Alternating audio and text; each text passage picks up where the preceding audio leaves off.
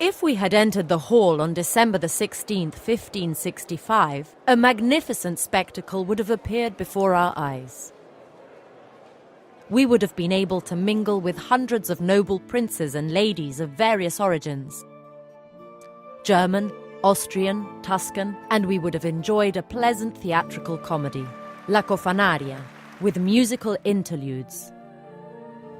Sitting near the stage, we would have found Prince Francesco I de' Medici and his new bride, Giovanna of Austria, while we would be sitting with the nobility along the sides of the hall.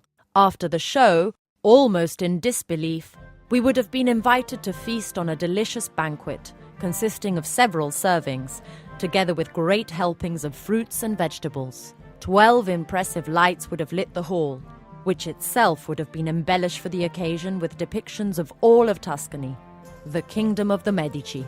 Of course, it would not have been by chance that we had happened to visit the palace that day. As it happens, we would have been taking part in the celebrations for the wedding of Francesco I de' Medici and Giovanna of Austria. Francesco was the eldest son of the Duke of Tuscany, Cosimo I, and Giovanna, the niece of the very powerful Emperor Carlo V. Their marriage strengthened the alliance between the Medici and the Empire. A magnificent celebration had been planned, and the court artist Giorgio Vasari arrived exhausted that day. For months he had been laboring tirelessly to finish the works on time.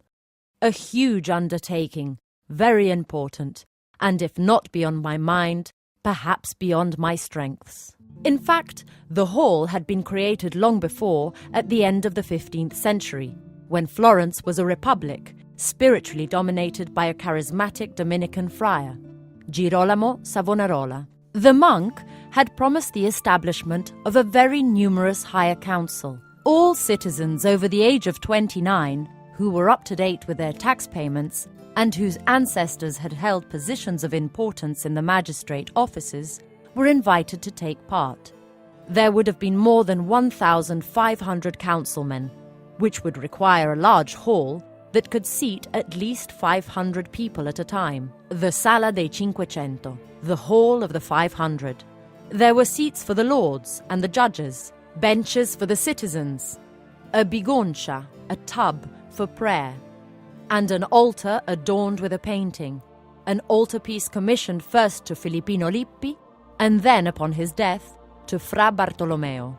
The room was austere in all respects, to the point that Vasari would define it a few decades later as blind of light, dwarfed with little height, almost entirely out of proportion.